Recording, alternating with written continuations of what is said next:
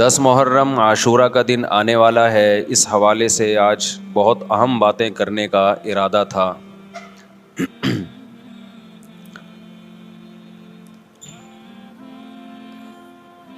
محرم میں کیا کرنا چاہیے؟ کربلا کا واقعہ اصل ہے کیا؟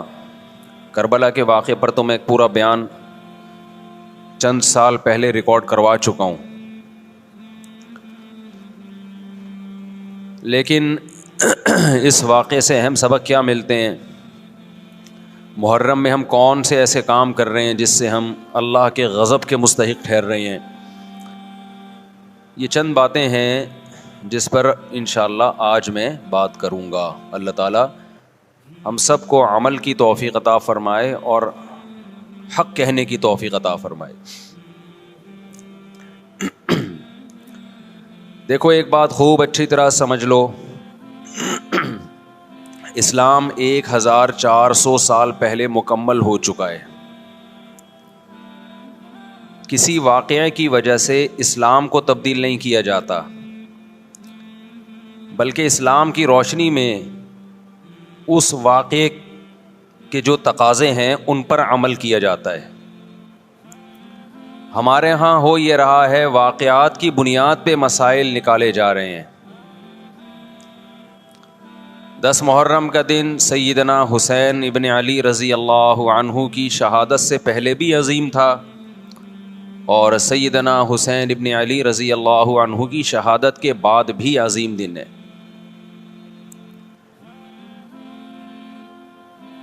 آج آپ نے ایک نعرہ بہت سنا ہوگا کہ جی اسلام میں فرقہ واریت نہیں ہے، ہم کسی فرقے سے نہیں ہیں. میں بار بار کہتا ہوں کہ یہ بڑا خوشنما نعرہ ہے جو سننے میں بہت اچھا لگتا ہے. کچھ باتیں سننے کی حد تک بہت اچھی ہوتی ہیں، لیکن پریکٹیکل لائف میں ان کی ویلیو بالکل بھی نہیں ہوتی. جب آپ پریکٹیکل لائف میں آتے ہیں تو پھر آپ کو یہ فیصلہ کرنا پڑتا ہے کہ آپ کس فرقے سے تعلق ہے آپ کا. آپ سنی ہیں، شیعہ ہیں، معتزلہ ہیں، مرجیہ ہیں، قدریہ ہیں، ناصبیہ ہیں، کیا ہے آپ کا فرقہ؟ یہ کہہ دینا آسان ہے میرا کوئی فرقہ نہیں ہے. اس پر سب سے بڑا اشکال یہ ہوتا ہے، یہ میں اس لیے فرقے کی بات کر رہا ہوں کہ آپ کو بھی طے کرنا پڑے گا کہ آپ یا تو شیعہ بن جاؤ بھائی یا سنی بن جاؤ، ایک طرف ہو جاؤ آپ. محرم میں شیعہ بنے ہوئے ہوتے ہیں، رمضان میں سنی بنے ہوئے ہوتے ہیں، ربیع الاول میں بریلوی بنے ہوئے ہوتے ہیں، تو پتہ ہی نہیں چلتا کہ ٹکتا ہی نہیں ہے کسی ایک جگہ. اس بات میں دو رائے نہیں ہو سکتی کہ سیدنا حسین رضی اللہ تعالی عنہ کو جو کربلا میں شہید کیا گیا، یہ کائنات کا بدترین ظلم تھا. جس نے آپ کی گردن مبارک پہ تلوار رکھی، اس کی بدبختی میں دو رائے نہیں ہو سکتی. بہت ہی کوئی شقی اور بدبخت جو نواسہ رسول صلی اللہ علیہ وسلم کے قتل کی طرف بڑھا، بہت ہی کوئی بدبخت اور بدنصیب جو کوفہ کے گورنر ابن زیاد کے کہنے پر نواسہ رسول سے لڑنے کے لیے نکلا، جو اس ظلم کو ظلم نہیں مانتا، وہ بھی اپنے آپ کو جہنم میں جانے کے لیے تیار کر رہا ہے. پھر کربلا میں ایک بڑا ظلم یہ ہوا کہ صرف سیدنا حسین ابن علی کو شہید نہیں کیا گیا، آپ کے ساتھ جتنے مرد تھے سب کو شہید کر دیا گیا. لیکن ہمیں پیغمبر صلی اللہ علیہ وسلم اور صحابہ کی سیرت میں کیا ملتا ہے؟ میں ایک آیت سے آپ کو سمجھاتا ہوں. مشرکین مکہ حضرت ابراہیم علیہ الصلاۃ والسلام کے نسب میں ہونے پر اور آپ سے محبت پہ بڑا فخر کیا کرتے تھے کہ ہم ابراہیم کی اولاد میں ہیں، ہم ابراہیم کے دین پہ ہیں. اللہ نے کیا فرمایا رسول اللہ صلی اللہ علیہ وسلم سے کہ ان اول الناس بابراہیم للذین اتبعوہ، اے نبی آپ ان سے کہہ دیجئے ابراہیم سے محبت کے خالی پیلی کے دعوے مقبول نہیں ہیں. ابراہیم کے زیادہ حقدار وہ ہیں جو ابراہیم علیہ السلام کی اتباع کرتے ہیں، اور یہ پیغمبر اور صحابہ یہ ابراہیم علیہ السلام کے دین کو فالو کرتے ہیں، اور تم ابراہیم کے دین کو فالو نہیں کر رہے، ان سے محبت کے دعوے دار ہو. تو خالی محبت کے دعوے داری اللہ کے ہاں مقبول نہیں ہے. اللہ کے ہاں وہ محبت کی دعوے مقبول ہیں جس میں آپ محبوب کو فالو کر رہے ہوں.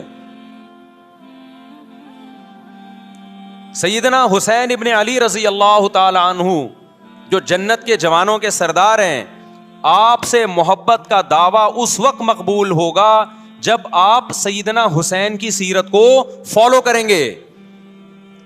رونا پیٹنا ماتم کرنا یہ سیدنا حسین اور اہل بیت کی سیرت نہیں ہے. صبر کرنا, ظالم کے سامنے ڈٹ جانا, جان کے خوف سے اپنی پالیسیوں سے پیچھے نہ ہٹنا, یہ سیدنا حسین ابن علی رضی اللہ عنہ کی سیرت ہے جو آج ہمیں کہیں بھی نظر نہیں آتی.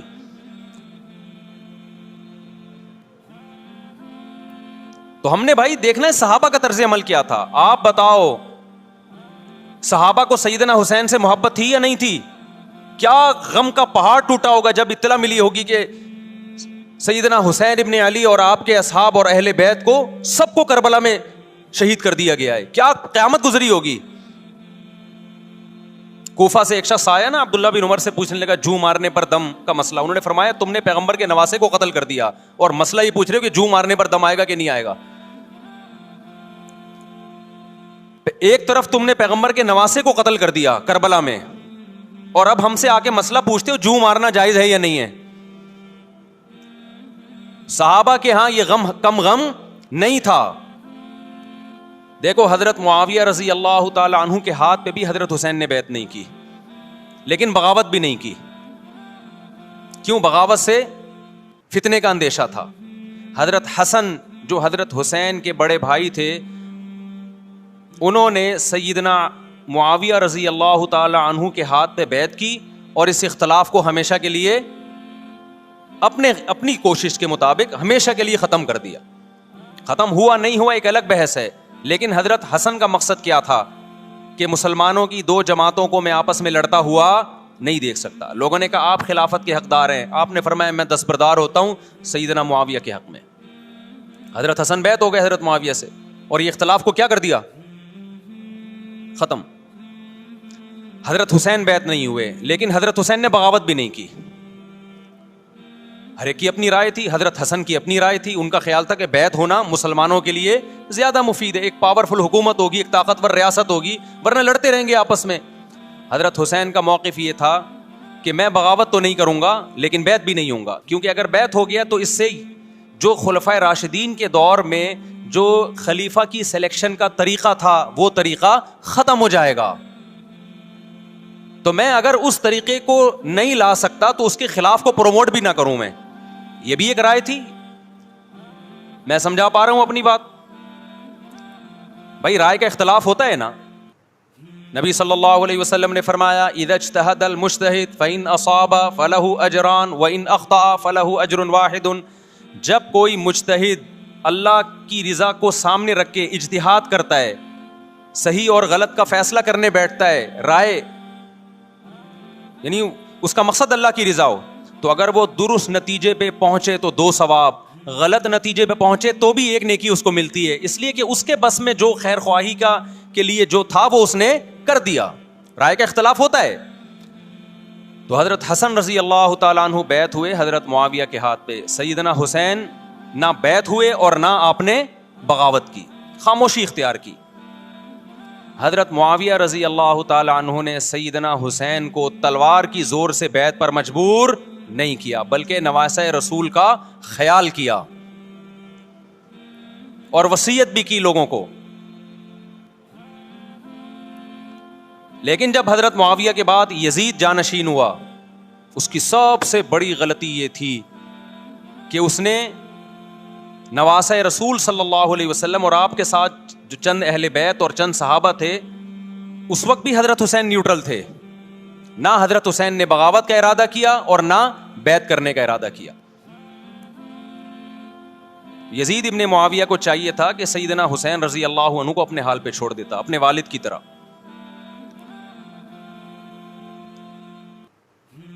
حضرت حسین رضی اللہ تعالیٰ عنہ کو جب کوفہ سے خطوط آئے, یہ میں وضاحت اس لیے کر رہا ہوں کہ حضرت حسین بغاوت کے لیے نہیں نکلے تھے, اس مسلمان حاکم کے خلاف بغاوت کے لیے نہیں نکلے تھے، کیونکہ رسول اللہ صلی اللہ علیہ وسلم کی بہت ساری صحیح حدیث ہے اس بارے میں کہ جو باغی ہے، جو ریاست کے خلاف بغاوت کرتا ہے، اس کو نبی صلی اللہ علیہ وسلم نے اس عمل کو پسند نہیں کیا. تو حضرت حسین رضی اللہ تعالیٰ عنہ کو کوفہ سے خطوط آئے کہ یہاں سارے کے سارے لوگ آپ کے ہاتھ پہ بیعت کرنے کے لیے تیار ہیں. ظاہر ہے جب کسی علاقے کے لوگ دارالخلافہ ہو اور سب بیعت ہونے کے لیے تیار ہوں تو پھر آپ کا جانا یہ بغاوت کا عمل نہیں کہلاتا. حضرت حسین رضی اللہ تعالیٰ عنہ اہل بیت کے ساتھ نکلے. کربلا میں جب پہنچے، مشہور واقعہ آپ 20 دفعہ سن چکے ہیں، وہاں جا کے آپ کو اطلاع ہوئی کہ وہ خبر غلط تھی، اور عبید اللہ بن زیاد نے ایک پورا لشکر بھیجا سیدنا حسین رضی اللہ تعالیٰ عنہ کو مجبور کرنے کے لیے کہ میرے ہاتھ پہ آپ زبردستی بیعت ہو جائیں. حضرت حسین رضی اللہ تعالیٰ عنہ نے مطالبے رکھے کہ یا تو مجھے واپس جانے دیا جائے، اور اگر بیعت کرنا ہی ہے تو میں دمشق میں امیر کے ہاتھ پہ جا کے بیعت کروں گا. بہت معقول مطالبے تھے یہ. میرا مقصد ابھی کربلا کا واقعہ بیان کرنا نہیں ہے، اس پہ بہت کچھ کہا جا چکا ہے، خود میرا بھی بیان اس پہ تفصیل سے ہو چکا ہے. اس کے بعد بھی سیدنا حسین رضی اللہ تعالیٰ عنہ کو مجبور کرنا کہ عبید اللہ بن زیاد جو بدبخت انسان، جو قاتل تھا اہل بیت کا، اسی کے ہاتھ پہ لازمی بیعت ہوں، جبکہ وہ امیر بھی نہیں ہے، وہ گورنر ہے ایک علاقے کا. تو نواسہ رسول کا خیال نہ کرنا یہ بدترین ظلم تھا جو اس وقت حکومت سے ہوا ہے. حضرت حسین رضی اللہ تعالیٰ عنہ، دیکھو نبی صلی اللہ، آج ہم دیکھتے ہیں کہ جو بڑا آدمی ہوتا ہے نا، اس کی قربانیاں ہوتی ہیں، اس کی بڑی بڑی قربانیاں ہوتی ہیں. چھوٹے اپنے بڑوں کی قربانیوں کو کیش کراتے ہیں. آپ نے دیکھا ہوگا فلاں نے بڑی قربانیاں دی اور بچے موج کر رہے ہیں، دیکھا نا آپ نے. لیکن اللہ تعالیٰ نے رسول اللہ صلی اللہ علیہ وسلم کے نسب کو اس سے محفوظ کیا. ہمارے نبی کے 2 بیٹے حسن حسین، آپ کی نسل حضرت فاطمہ سے چلی ہے، دونوں شہید ہوئے ہیں. اس میں بہت بڑی حکمت تھی کہ پیغمبر صلی اللہ علیہ وسلم نے سب سے پہلے تربیت اپنے گھر والوں کی ہے. آج لوگ باہر فنٹر بنے ہوئے ہوتے ہیں، تبلیغیں کر رہے ہوتے ہیں، اپنے گھر کی ان کو پرواہ نہیں ہوتی. نبی صلی اللہ علیہ وسلم نے سب سے پہلے جو تربیت کی ہے، کس کی ہے؟ حضرت حسن اور حسین کی ہے. تو جب کربلا میں آپ کو چاروں طرف سے گھیر لیا گیا اور آپ کو مجبور کیا گیا کہ آپ نے ابن زیاد کے ہاتھ پہ بیعت کرنا ہے، تو آپ نے اس ذلت کو گلے لگانے سے انکار کر دیا. آپ کو 100% یقین تھا کہ اتنے بڑے لشکر کے سامنے میں ٹھہر نہیں سکتا، اسباب کی دنیا میں فتح کی امید نہیں ہے. لیکن حضرت حسین رضی اللہ تعالی عنہ نے لڑنے کا فیصلہ کر کے اور شہادت کو قبول کرنے کا فیصلہ کر کے ابن زیاد اور اس زمانے کے حکمران جو اس قتل پہ راضی تھے، قیامت تک کے لیے ان پہ لعنت کے سلسلے کا دروازہ کھول دیا. بعض دفعہ اللہ بھی یہ چاہتے ہیں کہ بدبختوں کو ڈھیل ملے تاکہ ان کا جرم سنستدرجہم من حیث لا یعلمون. قرآن کہتے ہیں نا ہم ان کو ڈھیل دیں گے، ان کو برائی میں ہم آگے بڑھنے دیں گے، ایسے بڑھنے دیں گے کہ ان کو خود بھی پتہ نہیں چلے گا، تاکہ قیامت کے دن ان کا عذاب ان کو کئی گنا بڑھا کر دیا جائے. اب میرے بھائی ہمارے لیے کیا سبق ملتا ہے؟ جب یہ واقعہ ہوا عالم اسلام میں کوہرام مچ گیا، لیکن کیا اس واقعے کے بعد اہل بیت کی جو مقدس اور پاکیزہ عورتیں تھیں، کیا انہوں نے نوحہ کیا یا صبر کیا؟ آپ کا ضمیر کیا کہتا ہے؟ انہوں نے نوحے پڑے ہوں گے یا صبر کیا ہوگا؟ بولو بھائی. صبر کیا. عبداللہ بن عمر رضی اللہ تعالیٰ عنہ جو کوفہ والوں کو ملامت کیا کرتے تھے کہ تم جو مارنے کے مسئلے ہم سے پوچھتے ہو، تم نے حسین کا قتل کر دیا، تو یہ حضرت ابن عمر نے اسی لیے کہا نا کہ آپ کو اس کا غم ہوا تھا. تو ابن عمر کا عمل کیا تھا؟ کیا انہوں نے ماتم کیا؟ کیا انہوں نے چھروں سے اپنے آپ کو مارا؟ حضرت حسین کا قتل بھی ظالمانہ، اور اس سے پہلے سیدنا عثمان کا قتل بھی ظالمانہ. اگر نوحہ یا ماتم جائز ہے تو حضرت عثمان کی شہادت کے دن بھی جائز ہے، حضرت حسین کی شہادت کے دن بھی جائز ہے. اور اگر ناجائز ہے تو جیسے عثمان کی شہادت کے دن ناجائز، حسین کی شہادت کے دن بھی ناجائز ہے. سمجھ میں آ رہی ہے بات کہ نہیں آ رہی ہے؟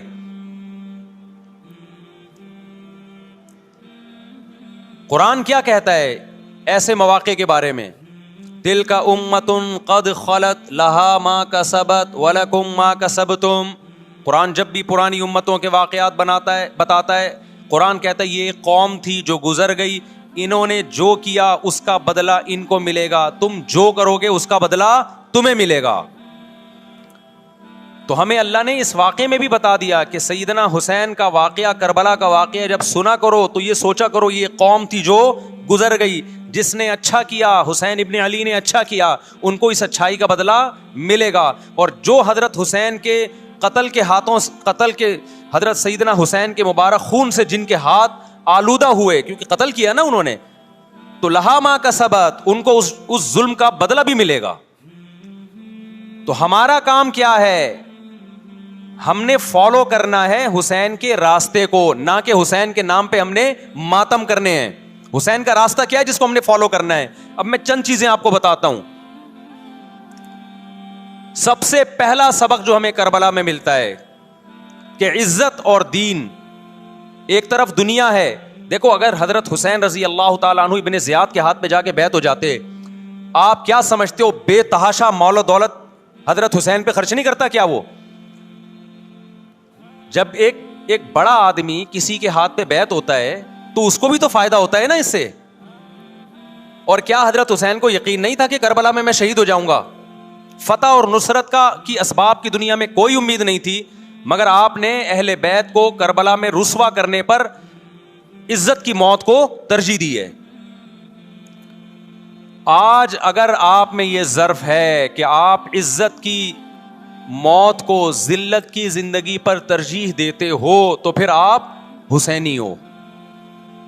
نہیں آئی بات؟ میرا خیال ہے سمجھ. سیدنا حسین کی سخاوت کے واقعات ہیں.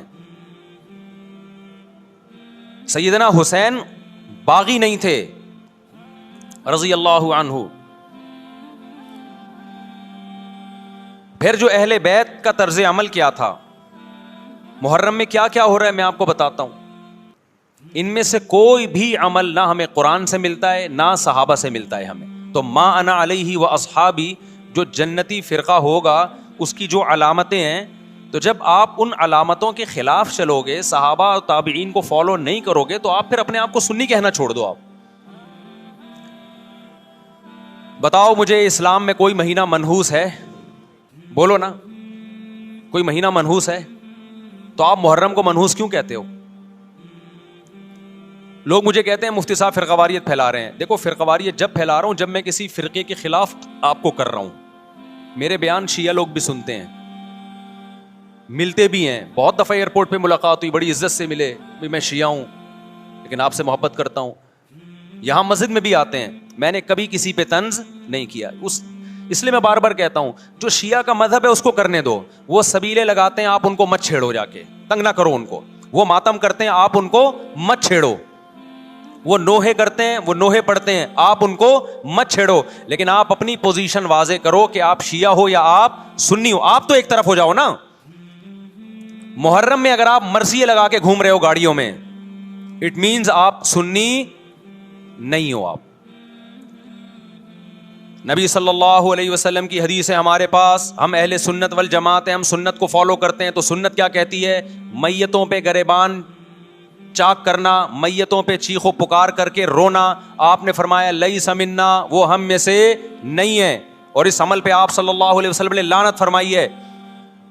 لوگ کہتے ہیں حسین کی یاد میں رونا نبی کی سنت ہے. نبی صلی اللہ علیہ وسلم کو جب جبریل نے بتایا کہ حسین شہید ہوں گے, آپ روئے, اس لیے کہ اس وقت آپ کو یہ خبر ملی تھی. لیکن کیا ہر محرم میں آپ نے رونے کا پروگرام کیا ہے, یا صحابہ کو بیٹھ کے باقاعدہ رلایا ہے آپ نے؟ کیا ہو گیا بھائی؟ آپ کو بھی جب کربلا کا واقعہ کی خبر ملی آپ کی آنکھوں میں آنسو آ جائے, یہ نیچرل ہے, یہ حسین سے محبت کی علامت. لیکن ہر محرم میں باقاعدہ بٹھا کے رونے کا پروگرام کرنا یہ حسین سے محبت کی علامت نہیں ہے, بلکہ شریعت میں ناجائز ہے یہ غموں کو بڑھانا. یہ کہاں سے جائز ہو گیا؟ حضرت عثمان بھی تو شہید ہوئے تھے, نبی صلی اللہ علیہ وسلم کے داماد تھے, ان کی یاد میں آپ رونے کو سنت کیوں نہیں کہتے؟ ہماری نظر میں حسین کا قتل بھی بہت بڑا ظلم اور سیدنا عثمان کا قتل بھی بہت بڑا ظلم تھا. دونوں مظلوم تھے, دونوں مظلوم شہید تھے. ہمیں دونوں کی شہادت پہ غم ہے، لیکن اب اس غم کو مناتے نہیں ہیں. اسلام میں غم منانا سنت نہیں ہے. دیکھو جعفر طیار رضی اللہ عنہ، نبی کے چچا زاد بھائی، اہل بیت، جب آپ صلی اللہ علیہ وسلم نے ان کو لڑائی کے لیے میدان جنگ میں بھیجا، رومیوں سے لڑائی تھی، حضرت جعفر طیار کی 4 بیویاں تھیں. جب نبی صلی اللہ علیہ وسلم مسجد نبی میں بیٹھے، آپ کو فرشتوں نے اطلاع دی کہ جعفر طیار شہید ہو گئے. آپ صلی اللہ علیہ وسلم کی آنکھوں سے آنسو. یہ آنسو اس وقت نکلے جب عین شہادت کی اطلاع ملی ہے. اس وقت آنسوؤں کا نکلنا محبت کی علامت ہے. آپ نے صحابی رسول کو بھیجا کہ جاؤ آپ کی زوجات کو، بیویوں کو جا کے خبر دو کہ جعفر طیار شہید ہو گئے. کیا قربانی تھی صحابہ کی. آپ دیکھو ایسے جوان تھے جعفر طیار، خوبصورت جوان. غزوہ بدر میں جب مشرکین مکہ نے یہ نعرہ لگایا کہ حل میں مبارز، 3 سردار آئے، انہوں نے کہا پہلے تمہارے اندر سے 3 بہادر آئیں ہم سے لڑیں. دیکھو عربوں میں یہ ہوتا تھا کہ جب جنگ کے لیے 2 فوجیں آمنے سامنے کھڑی ہوتی تھیں تو پہلے دونوں طرف کے بہادر ترین لوگوں کی لڑائیاں ہوتی تھیں کہ جب تک دونوں میں سے ایک قتل نہیں ہوگا لڑائی شروع نہیں ہوگی. تو آپ کو پتا ہے کہ اس میں بہادر ترین لوگ نکلیں گے نا، جو لڑنا جانتے ہوں. مشرکین مکہ کی طرف سے 3 یا 4 بڑے بڑے سردار آئے لڑائی سے پہلے، بدر میں لڑائی سے پہلے. انہوں نے نعرہ لگایا حل میں مبارز، کوئی ہے تم میں جو پہلے ہم سے لڑے. یعنی ادھر سے ہم 3 ہیں تو ادھر سے بھی کتنے چاہیے؟ 3 بندے. ادھر سے انصار صحابہ آئے. مشرکین مکہ نے کہا لیسو باکفائنا، یہ ہمارے جوڑ کے نہیں ہیں، قریشی ہاشمی چاہیے ہمیں، ہمارے نسب کے لوگ ہونے چاہیے. تو ادھر سے نبی صلی اللہ علیہ وسلم نے حضرت علی کو بھیجا اور حضرت جعفر طیار کو بھیجا. جن صحابہ کو بھیجا ان میں حضرت جعفر طیار بھی تھے. حضرت جعفر طیار رضی اللہ تعالی عنہ اور سیدنا علی مقابلے میں غالب آ گئے. خوبصورت صحابی. نجاشی کے سامنے آپ نے تقریر کی ہے، ہجرت کی ہے نا جب حبشہ کی طرف، تو نجاشی نے پوچھا جعفر طیار سے کہ تمہارے پیغمبر جو کلام لے کر آئے ہیں وہ سناؤ.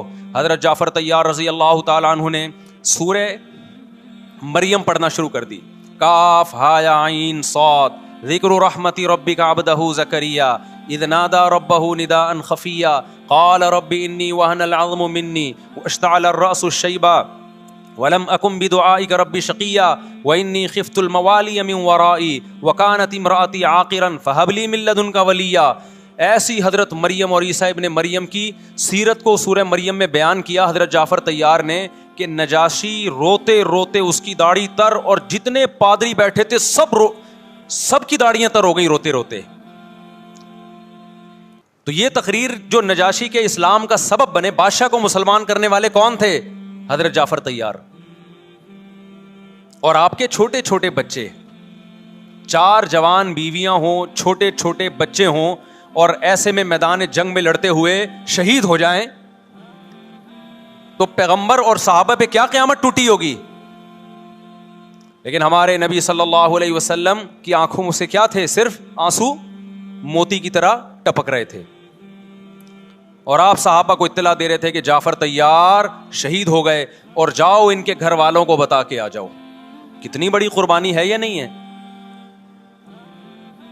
جب خبر دینے والا آپ کی ازواج کو بتا کے آیا کہ جعفر طیار شہید ہو گئے تو آپ کے گھروں سے خواتین کے رونے کی آوازیں آئیں.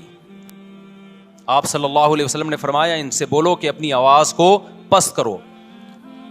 پھر چیخو پکار کی آواز آئی تو آپ نے فرمایا کہ اگر دوبارہ چیخو پکار کی آواز آئے تو ان کے منہ پہ خاک پھینک دو.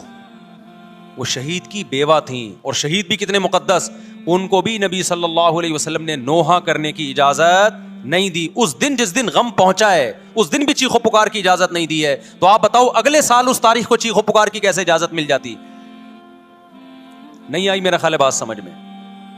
جب غم پہنچا ہے اس وقت چیخنے چلانے کی اجازت نہیں ہے. چھوٹے چھوٹے یتیم بچے، حضرت جعفر طیار کے چھوٹے چھوٹے یتیم بچے، کتنا غم ہوتا ہے جب چھوٹے چھوٹے بچے، ان کا باپ دنیا سے چلا جائے، کتنا ترس آتا ہے ان کے اوپر. تو ہمارے نبی کو بھی ان یتیم بچوں پہ بھی ترس آیا, ان بیواؤں پہ بھی ترس آیا,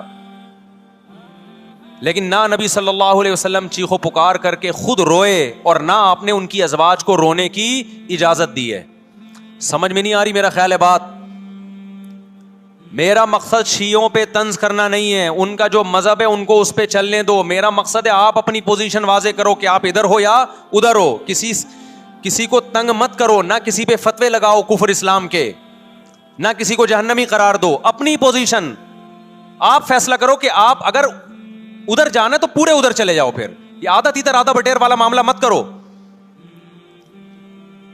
وہ ان کا مذہب ہے بھائی, ان کے علماء ان کو بتاتے ہیں کہ محرم میں کالے کپڑے پہننے ہیں, محرم میں ماتم کرنا ہے, محرم میں کو منحوس سمجھنا ہے, اس میں شادی بیاہ نہیں کرنا. ان کے علماء ان کو بتاتے ہیں, ان کو چلنے دو اس پر. دنیا میں بہت سے فرقے ہیں, بہت سے مذہب ہیں, ہم کسی کو نہ ختم کر سکتے ہیں نہ کسی کے خلاف نفرت پیدا کر سکتے ہیں. اس سے کوئی چیز حاصل نہیں ہوگی. کسی سے نفرت کرنے کی ضرورت نہیں, کسی پہ فتوے لگانے کی ضرورت نہیں, لیکن آپ کو اپنی پوزیشن واضح کرنی پڑے گی کہ میں کہاں کھڑا ہوا ہوں. اگر آپ سنی ہو تو پھر اہل سنت والجماعت صحابہ تابعین کو فالو کرتے ہیں, حدیث کو فالو کرتے ہیں, اور حدیث میں ہمیں ماتم کرنا, نوحہ کرنا, گریبان چاک کرنا اس کی پرمیشن نہیں ہے, بلکہ اس سے روکا گیا ہے, اس عمل کو حرام اور ناجائز قرار دیا گیا ہے. بات آ رہی ہے سمجھ میں؟ باقی جو شیعہ حضرات کرتے ہیں, ہمارے دوست ہیں شیعہ, میں مذاق میں نہیں کہہ رہا, ملتے ہیں ہم سے, میں کبھی ان سے مذہب کے ٹاپک پہ بات نہیں کرتا, نہ ان کو کبھی چھیڑتا ہوں کہ آپ یہ کیوں کر رہے ہو, یہ کیوں نہیں کر رہے. بھائی اس کا مذہب ہے, وہ اس کا فرقہ ہے, جو کرنے دو اس کو, ہم نہیں کرتے, کیونکہ ہم اہل سنت والجماعت میں. سمجھ میں آ رہی ہے بات کہ نہیں آ رہی؟ پھر ربیع الاول کا مہینہ آئے گا, اس میں بھی آپ اپنی پوزیشن واضح کرو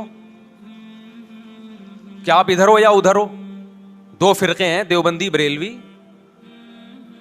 میں نہیں کہہ رہا کہ کون جنتی کون جہنمی, لیکن بر صغیر میں جن کو دیوبندی کہا جاتا ہے وہ نظر و نیاز تیجے 40 میں کے قائل بولو نہیں ہے. یہ ان کی کتابوں میں لکھا ہوا ہے, وہ اس کے قائل نہیں. اگر کوئی بزرگ ان میں قائل گزرا بھی ہے تو وہ اس کا ذاتی تفرد ہے, اس کو علماء نے فالو نہیں کیا, اس کو ان کی اجتہادی غلطی قرار دیا ہے. ربیع الاول میں جلوس نکالنا یا مزار بنانا یا مزاروں پہ جانا اس نیت سے کہ وہاں جا کے ہم کوئی قوالی پڑھیں گے یا کچھ بھی, ہمارے ہاں قبرستان جانا صرف اس لیے ہے کہ آخرت کی یاد تازہ ہو, بس. اس کے علاوہ اور کوئی کانسیپٹ نہیں ہے.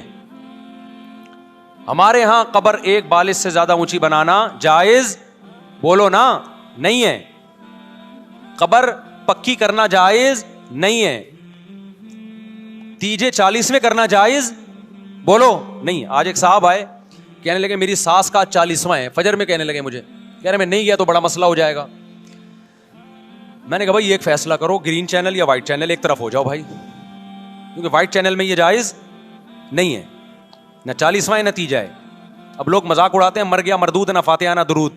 بھائی کچھ بھی کہتے رہو تو پھر پورے ادھر کو ہو جاؤ, یا تو پورے وائٹ ہو جاؤ یا پورے کیا ہو جاؤ, پورے گرین ہو جاؤ. پھر تیجا بھی کرو, 40واں بھی کرو, برسی بھی کرو, اور پھر اس کے بعد جھنڈے بھی لگاؤ ہرے رنگ کے.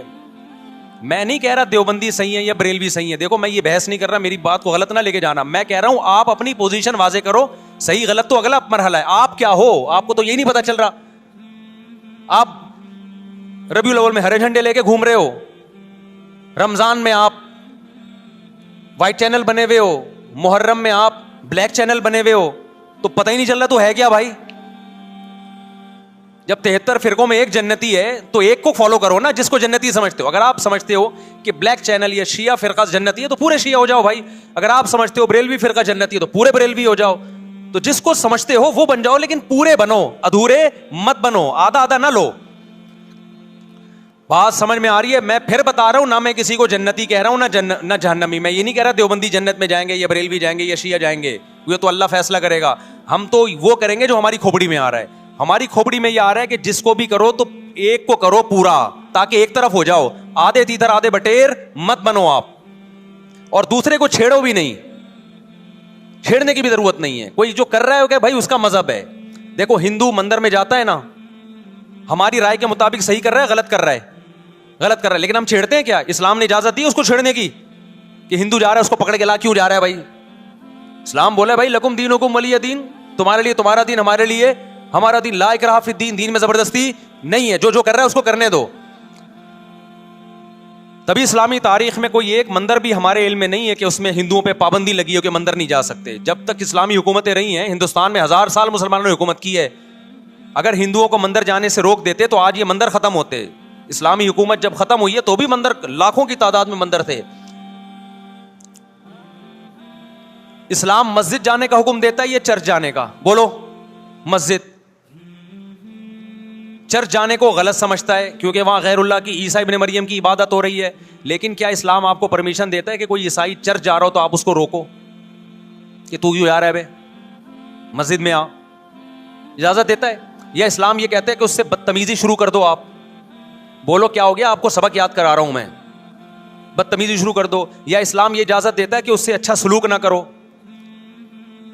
قطعاً اجازت نہیں، بلکہ قرآن تو کہہ رہے ہیں ان اللہ یحب المقسطین، جو غیر مسلم تم سے لڑ نہیں رہے میدان جنگ میں ان سے تمہیں اچھا سلوک کرنا پڑے گا کیونکہ اللہ اچھا سلوک کرنے والوں کو پسند کرتا ہے. صحابہ کرام غیر مسلموں کو بھی ہدیے دیا کرتے تھے.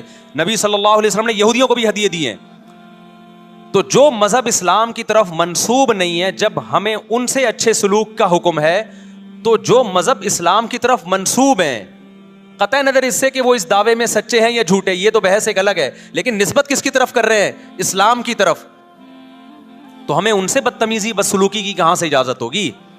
تو میں نہیں کہہ رہا کہ آپ شیعہ بریلویوں سے دشمنی کرنا شروع کر دو، ان کی دعوتیں اٹینڈ نہ کرو، ان سے کاروبار چھوڑ دو، یا ان کو جا کے تنگ کرو، کیوں سبیل لگا کے بیٹھے ہو، کیوں ماتم کر رہے ہو. یہ کام مت کرو آپ. ہمارا ملک اس فرقہ واریت کا متحمل نہیں ہے، سے فساد پھیلتا ہے. لیکن اپنی پوزیشن آپ واضح کرو. ایک لکیر ہے آپ کھینچ دو. اگر کوئی شخص آپ کے سامنے صحابہ کو برا بھلا کہتا ہے، آپ بولو بھائی یہ میری باؤنڈری کیا ہو رہی ہے؟ کراس. میرے سامنے آپ کو ان بزرگوں کے خلاف بولنے کی اجازت نہیں ہے جن سے مجھے عقیدت ہے. اگر یہ کام آپ نے کیا تو ہماری اور آپ کی راہیں الگ الگ. آپ کا جو مذہب ہے بھائی، آپ بند کمرے میں، آپ کے امام بارگاہ میں، آپ کے مسجدوں میں، یا جہاں بھی ہے وہ آپ کا نجی معاملہ ہے. ہمارے سامنے آپ نے کوئی ایسی بات نہیں کرنی جو ہمارے عقیدے کے خلاف ہو. تو آپس میں دوستی رہے گی. اب دیکھو عیسائی آپ سے ملتا ہے، آپ گپ شپ کرتے ہو، کھانا کھاتے ہو، لیکن عیسائی بار بار بولے میں آپ کے نبی کو نہیں مانتا، میں آپ کا نبی. آپ بولے گا بھائی تو نہیں مانتا تو ہم نے کب کہا کہ مان تو، لیکن میرے سامنے بار بار کیوں کہہ رہے کہ میں تیرے نبی کو نہیں مانتا؟ یہاں سے آپ کی اس کی دوستی کیا ہو جائے گی؟ پھر ختم. تو غیر مسلموں کو بھی دو قسمیں. کسی بھی مسلک کے لوگوں سے ملو، کسی بھی فرقے کے لوگوں سے ملو، کوئی جھگڑا نہیں، کوئی بحث نہیں. ایک دوسرے کو کھانا بھی ہے، ایک دوسرے کو کھلانا بھی ہے، ایک دوسرے سے کھانا بھی ہے، ایک دوسرے کی دعوتوں میں بھی شرکت کرنی ہے. جہاں مذہب کا معاملہ آئے تو پھر آپ کسی سے بحث نہ خود کرو نہ کسی کو کرنے کی اجازت دو. اگر کوئی کچھ سیکھنا چاہتا ہے تو آپ بولو بھائی علماء کے پاس آ جاؤ، آپ کو کوئی اشکال ہے تو ہم وہاں آپ کا اشکال حل کر دیں گے. اس سے آگے بڑھنے کی کوشش بولو مت کرو. اس سے ملک میں امن ہوگا. باقی فرقے ہمیشہ سے ہیں بھائی، آج کوئی نئے تھوڑی ہیں، اور یہ ہمارا کام تھوڑی ہے فرقے ختم کرنا. یہ تو عیسیٰ ابن مریم جب نازل ہوں گے، حضرت مہدی آئیں گے، وہ تلوار کی طاقت سے ختم کریں گے. ان کے پاس یہ اتھارٹی ہوگی کہ وہ فرقوں کو ختم کریں. آپ نے یہ کرنا ہے کہ دوسرے کے مسلک کو چھیڑنا نہیں ہے اور اپنا چھوڑنا نہیں ہے. مسئلہ آپ کے ساتھ یہ ہو رہا ہے کہ دوسرے کو چھیڑ بھی رہے ہو اور اپنا چھوڑ بھی رہے ہو. دونوں الٹے کام کر رہے ہو. ایک طرف بحث کر رہے ہوتے تم ایسے اور دوسری طرف وہی بنے ہوئے ہوتے تھوڑے دنوں میں جا کے. ہاں وہ بتا رہا ہوں. وہ نظر و نیاز والی نہیں، وہ سب کو پتا ہے. ہاں ایسی دعوت نہ ہو جس میں بدعت کی تائید ہو. تو آپ جو کر رہے ہو نا وہ یہ کر رہے ہو، دوسرے کو چھیڑ بھی رہے ہو جس سے ملک میں بدامنی پھیل رہی ہے. تقریریں سنو، شیعہ ایسے، بریلوی ایسے، دیوبندی ایسے، اہل حدیث ایسے. تقریروں سے کیا پھیل رہی ہے؟ نفرتیں. اور پھر محرم میں آپ خود شیعہ بنے ہوئے ہوتے ہو، ربیع الاول میں آپ گرین چینل بنے ہوئے ہوتے ہو، اور رمضان میں آپ وائٹ چینل بنے ہوئے ہوتے ہو. سعودی عرب میں سارے وائٹ ہو جاتے ہیں جا کے. سعودی عرب جو بھی جاتا ہے سارا وائٹ چینل. پیغمبر کی قبر پہ کوئی دھمال نہیں، کوئی قوالیاں نہیں. وہاں کھڑے ہوں گے، تمیز سے سلام پیش کر کے آگے نکل جائیں گے. وہاں کوئی چیخو پکار نہیں. وہاں جا کے سارے کیا ہو جاتے ہیں؟ وائٹ. کیونکہ وہاں حکومت کا ڈنڈا ہے. ٹھیک ہے نا. تو گورنمنٹ کے پاس تو یہ اختیار ہے بھائی ڈنڈا چلائے. ہمارے پاس یہ اختیار نہیں. ہم تو تمیز سے بات کریں گے, سمجھائیں گے, محبتیں پھیلائیں گے, کیونکہ جب عوام ڈنڈا چلاتی ہے تو اس سے اصلاح کم اور فساد زیادہ ہوتا ہے. تو میں بار بار کہہ رہا ہوں بھائی, دوستیاں رکھو, کوئی دفتروں میں شیعہ سنی لڑائی نہ ہونے دو, یہ غلط ہے.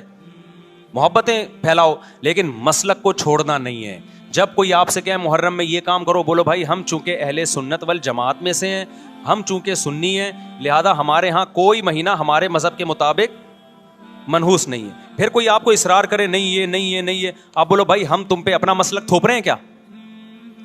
تم جلوس نکالتے ہو, تم ماتم کرتے ہو, ہم تو نہیں تمہیں روکتے آ کے, بلکہ گورنمنٹ تمہیں تحفظ دیتی ہے, سیکیورٹی دیتی ہے گورنمنٹ تمہیں. تو جب ہم اپنا مسلک تم پہ نہیں تھوپتے تو تم اپنا مسلک ہم پہ کیوں تھوپ رہے ہو بھائی؟ تو ہم محرم میں بھی شادی کریں گے, ربیع الاول میں بھی کریں گے, سفر میں بھی کریں گے, رمضان میں بھی کریں گے. ہم نے تو 4 کرنی ہے. ہم مہینوں کے حساب سے شروع کر دیں تو پھر ہمارے تو بڑے مسئلے ہو جائیں گے بھائی. سمجھ میں آ رہی بات کہ نہیں آ رہی؟ حضرت جعفر طیار اہل بیت میں سے تھے, کتنی زوجات تھیں؟ 4 تھیں. حضرت علی کی کتنی تھیں ایک وقت میں؟ حضرت فاطمہ کے دنیا سے جانے کے بعد 4 تھیں. یہ بھی ہے سنت میں, نکاح کو فروغ دو, یہ اہل بیت کا طریقہ ہے تاکہ سوسائٹی میں زنا کم ہو, بیوہ طلاق یافتہ عورتوں کو ٹھکانہ ملے. خیر, تو اب میں بات سمیٹ کے ختم کر رہا ہوں. لوگ کہتے ہیں محرم میں ہم نکاح کیوں کریں بھائی, فرض واجب تو نہیں ہے نا, چلو حرام نہیں ہے لیکن فرض بھی تو نہیں ہے نا. لوگ یہ بھی کہتے ہیں, دیکھو جب قرآن نے کسی چیز کو حلال قرار دیا ہو نا, تو قرآن اس کو پسند نہیں کرتا کہ آپ عملاً اس کو حرام کر دو. دیکھو مشرکین مکہ کیا کرتے تھے, بتوں کے نام پہ جانور چھوڑتے تھے, پھر ان کا گوشت نہیں کھاتے تھے. اللہ نے فرمایا کہ تم نے ایک خدا کی حلال کردہ چیز کو کیسے حرام کر دیا تم نے. نبی صلی اللہ علیہ وسلم نے قسم اٹھائی میں شہد نہیں کھاؤں گا. آپ نے فرمایا لما تحرم ما احل اللہ لک, اے نبی جو چیز اللہ نے آپ کے لیے حلال کر دی آپ کیسے اپنے اوپر حرام کر رہے ہیں. اس سے پتہ چلتا ہے کہ اگر آپ محرم میں نکاح کرنا چاہتے ہیں لیکن آپ یہ سوچ کے ڈیلے کر دیتے ہیں کہ بھائی اس مہینے میں لوگ نکاح کو برا سمجھتے ہیں, تو یہ ڈیلے کرنا آپ کے لیے ناجائز ہوگا. کیونکہ لما تحرم ما احل اللہ لک, اللہ نے جس چیز کو تمہارے لیے حلال کیا تم نے کس دلیل کی بیس کے پر اپنے اوپر پابندی لگائی ہے اس پر. ایک تو ہے نا کسی کو شادی کا خیال ہی سفر میں آ رہا ہے, ربیع الاول میں آ رہا ہے, وہ تو ایک الگ بات ہے, لیکن اس کا نکاح محرم میں ہونا تھا, صرف محرم کی وجہ سے وہ ڈیلے کر رہا ہے کہ جی میں ربیع الاول میں لے کے جاؤں گا.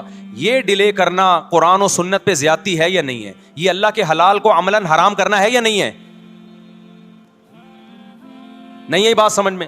پھر اگر کوئی شیعہ آپ سے کہتا ہے کہ بھئی آپ ہمیں چھیڑنے کے لیے یہ کام کر رہے ہو, آپ بولو نہیں بھائی ہم آپ کو چھیڑنے کے لیے نہیں کر رہے, آپ کا مسلک ہے, آپ اس پر عمل کریں, ہمیں اس پہ کوئی اعتراض نہیں ہے. لیکن ہم کس کے پر عمل کریں گے؟ ہم اہل سنت والجماعت ہیں. کتنے صحابہ ہیں, خود نبی کی نکاح محرم میں ہوا ہے. اور ویسے بھی ہمارے ہاں شہادت ایک منحوس عمل نہیں ہے, شہادت ایک مبارک عمل ہے. 10 محرم پہلے سے فضیلت والا دن تھا, محرم پہلے سے فضیلت والا مہینہ تھا. حسین ابن علی کی شہادت سے اس مہینے کے تقدس کو 4 چاند لگ گئے ہیں اور مقدس ہو گیا یہ مہینہ. یہ کیسی بات ہے جو شہادت کا دن ہو ہم اس کو منحوس قرار دے دیں؟ بھائی ہمارا یہ جگرا نہیں ہے. سمجھتے ہو کہ نہیں سمجھتے ہو؟